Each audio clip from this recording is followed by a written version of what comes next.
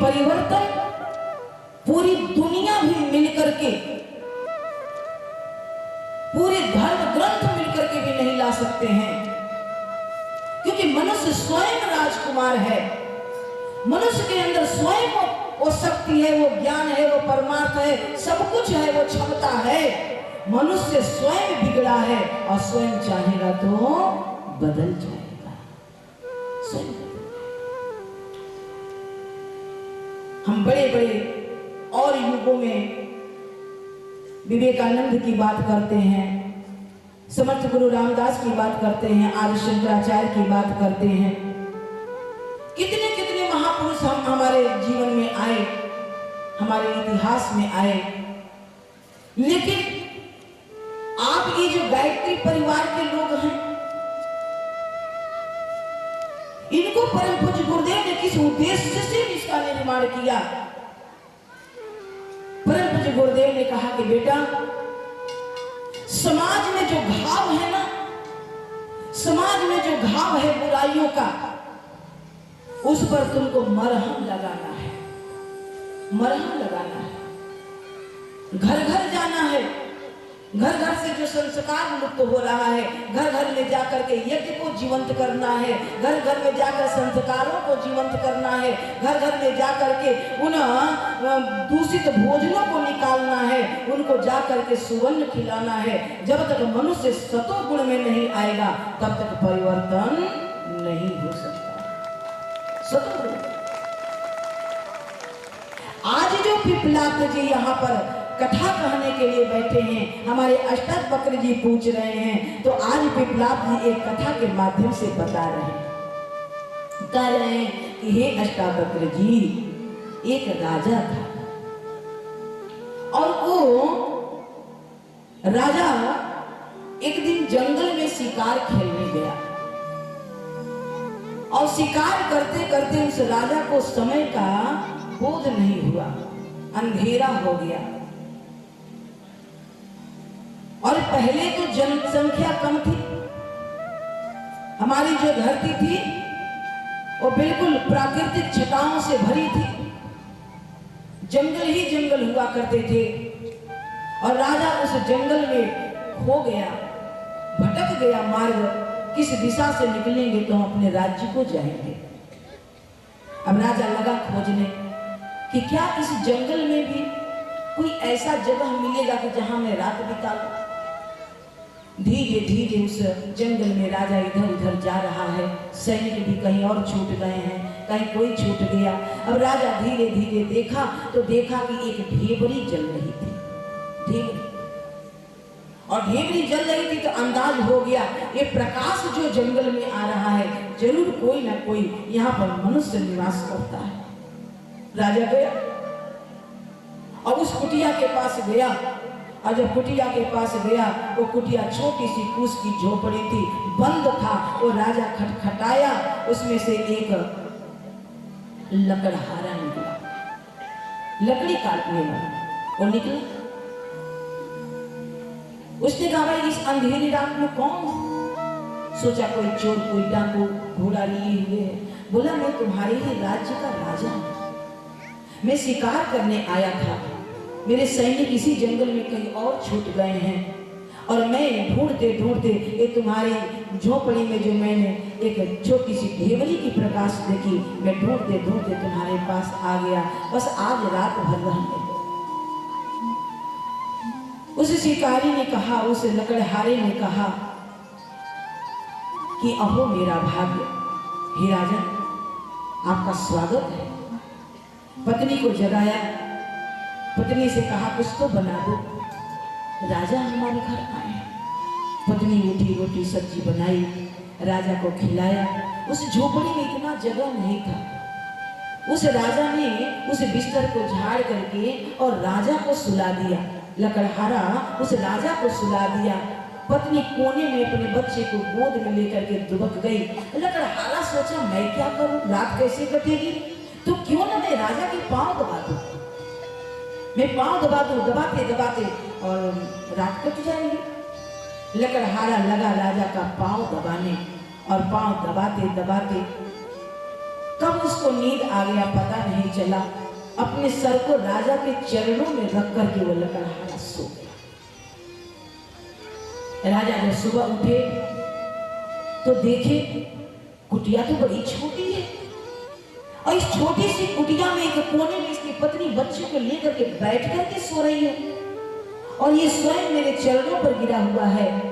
इतना भी सोने का जगह नहीं, लेकिन फिर भी इस लकड़हारे ने मेरा कितना स्वागत किया।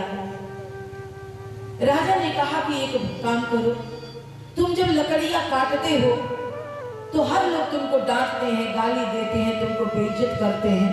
एक काम करो, ये यहाँ से और जहां तक तुम्हारी निगाह जा रही है, ये जितना बागीचा तुम देख रहे हो ना, आज मैं प्रसन्न हूं, मैं उपहार के रूप में तुमको दे रहा हूं। लकड़हारे को कह दिया, उपहार के रूप में दे रहा हूं। राजा कह के चला गया।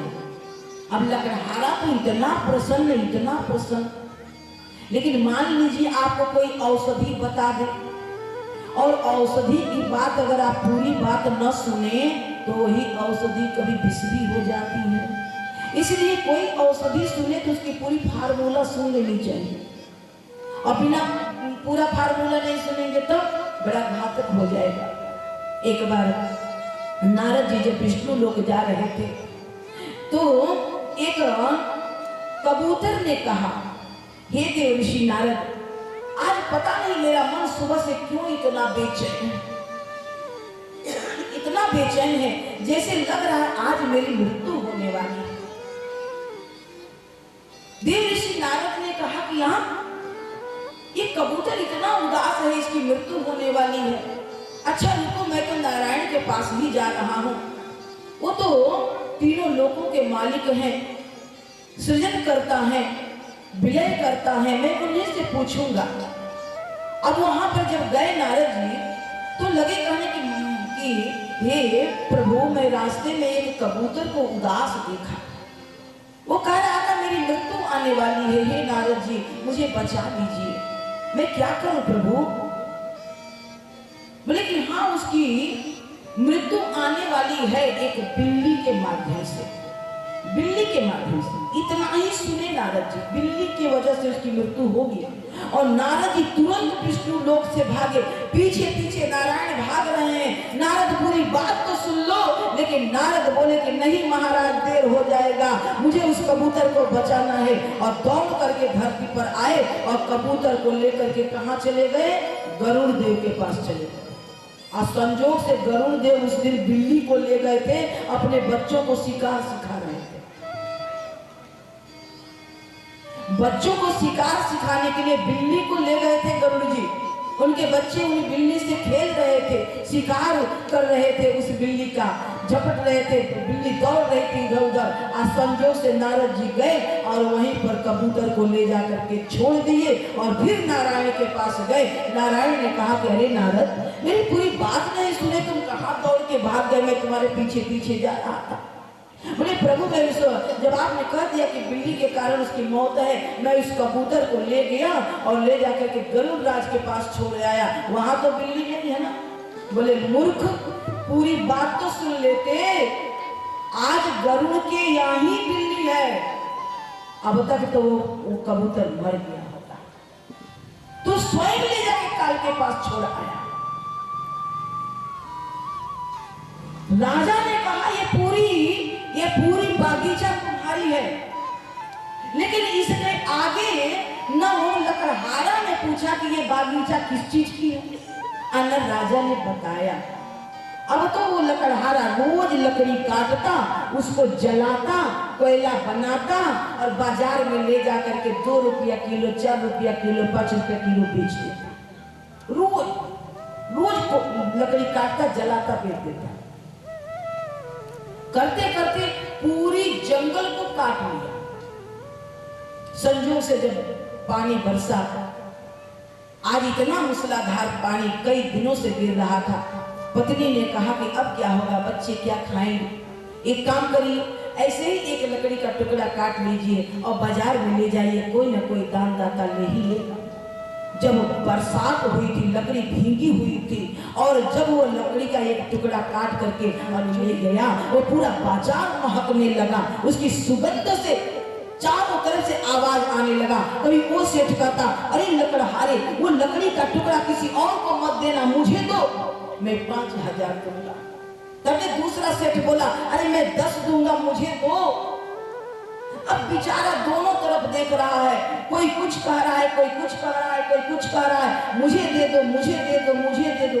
लकड़हारे ने कहा कि भाई आज क्या हो गया है चकिया बाजार वालों को, यही तो मैं रोज जला जला करके लाता था, तो कोई 2 रुपया, कोई 5 रुपया किलो लेता था, लेकिन आज सारे के सारे लोग कह रहे हैं कि उनको मत देना, मुझे देना, उनको मत देना, मुझे देना, मैं दाम दूंगा, मैं पैसा दूंगा, मैं उनसे ज्यादा दूंगा, क्या है। अब बेचारा अपना लकड़ी उतारा और धीरे से एक सेठ के दुकान पर, और सेठ जी से पूछा कि सेठ जी इस लकड़ी में ऐसा क्या है जो इतना दाम देने के लिए आप लोग उतावले हैं। अब तो सेठ बेचारा चिंता में पड़ गया, ये लकड़ी यही लाया, लकड़ी इसकी, और ये हमसे पूछ रहा है किस चीज की लकड़ी है कि इतना इसका दाम लग रहा है। सेठ ने कहा, अरे ये तुमको दिया कौन? बोला राजा, राजा ने हमको उपहार में दिया था, और एक नहीं बहुत बड़ी बागीचा थी। अरे ये सेठ मैं उसी लकड़ियों की तो काट के कोयला बना के लाता था, आज बरसात है इसलिए मैं लकड़ी लेके आया हूं। सेठ ने कहा, ये चंदन की लकड़ियां हैं, और वो भी कोई मामूली चंदन नहीं, मलयागिरी का चंदन है, ये बड़ा दुर्लभ है। अरे अगर ऐसी लकड़ियां, ऐसे लकड़ियों का अगर बाग तुम्हारे पास हो तो एक पुष्ट नहीं 7 पुष्ट बैठ करके खाएगा। अब तो लकड़हारा का माथा चकरा रहा था, बोला, अरे सेठ जी मैं क्या बताऊं, वो तो इतना बड़ा बागीचा था, लेकिन मैंने तो काट काट कर उसको जला दिया। आज पिपलाद जी कह रहे हैं, अष्टावक्र जी, उस राजा ने तो दया करके उस लकड़हारे को चंदन का बागीचा दिया, लेकिन मूर्ख जब उस चंदन की महत्व को नहीं जान पाया तो जहां जिस स्तर में था वो भिखारी का भिखारी ही बना रहा। उसी तरह से आज हमारे पिपलाद जी कह रहे हैं, इस मानव को चंदन बना करके परमात्मा ने भेजा था। चंदन, कौन ऐसा गुण नहीं है, कौन ऐसी क्षमता नहीं है, कौन ऐसी प्रतिभा नहीं है जो इस मानव को परमात्मा ने नहीं दिया, अपने समकक्ष बना करके भेजा इस मानव को। वही बल, वही पुरुषार्थ, वही ज्ञान, सब कुछ तो दिया परमात्मा ने हमको, लेकिन हम क्या हैं, उस लकड़हारे की तरह जला जला करके इसको कोयला बना दिए। जला जला के पाउच फाड़ते हैं, जैसे कोई कूड़ादान का डब्बा है, ऐसे ऐसे लोग करते हैं। जो शरीर भगवान का मंदिर है, जिस शरीर को पाने के लिए साक्षात परमात्मा तरसता है, जब जब उसको धरा पर आना होता है, इसी काया का चयन करता है।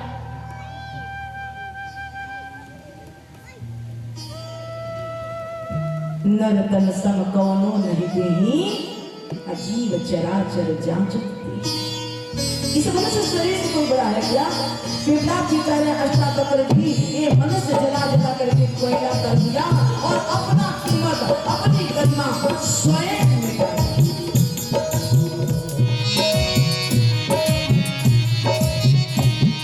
बड़े भाग से ये मनुज तन मिला था, कबाते कबाते उम्र पार करके खाने कमाने आयु गवाए, खाने कमाए आयु गवाए, यूं ही जिंदगी हमने बेकार कर दी। बड़े भाग से ये मनुज तन मिला।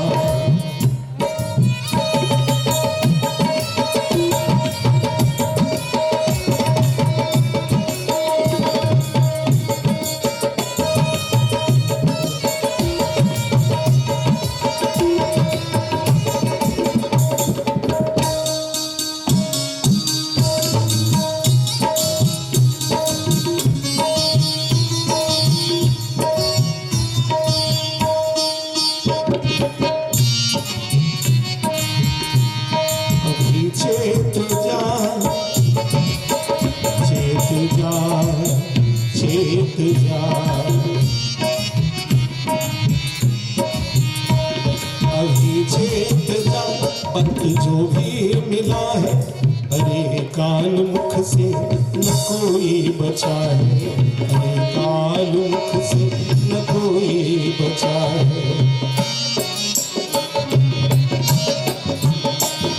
जरा सोच ले,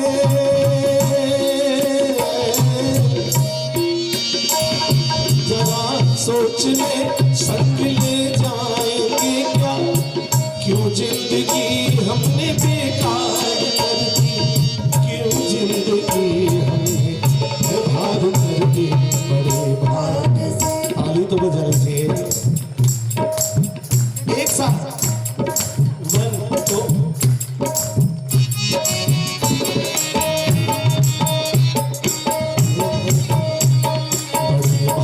से मनुज तन मिला था, बड़े भाग्य से मनुज तन, गवाते गवाते उम्र पार कर दे, आने कमाने आयु गवाए, आने कमाने आयु गवाए, यूं ही जिंदगी हमने बेकार कर दी, बड़े भाग्य से ये मनुज तन मिला।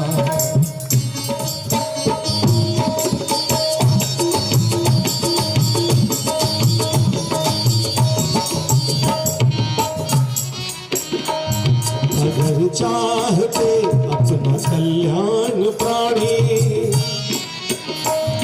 अगर चाहते अपना कल्याण प्राणी, तुम्हें मान सच्चे नील सी की बाड़ी, तुम्हें मान सच्चे नील सी की बाड़ी।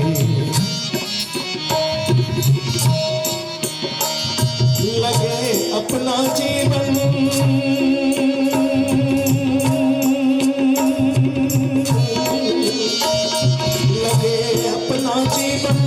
सत्कर्म में अब कुछ तो सत्कर्म करते चलिए,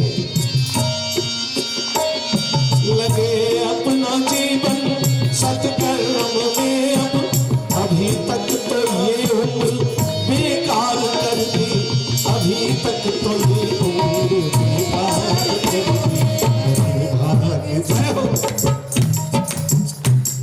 बड़े भाग्य से मनुज तन मिला था, बड़े भाग्य से मनुज तन मिला था, गवाते गवाते उम्र पार कर दी। हाँ, आगे कमाने में एक ही काम बचा, मकान से दुकान, दुकान से मकान, मकान से दुकान, मकान से दुकान, दुकान से मकान, और फिर मकान से श्मशान, काम खत्म। बड़े भाग्य से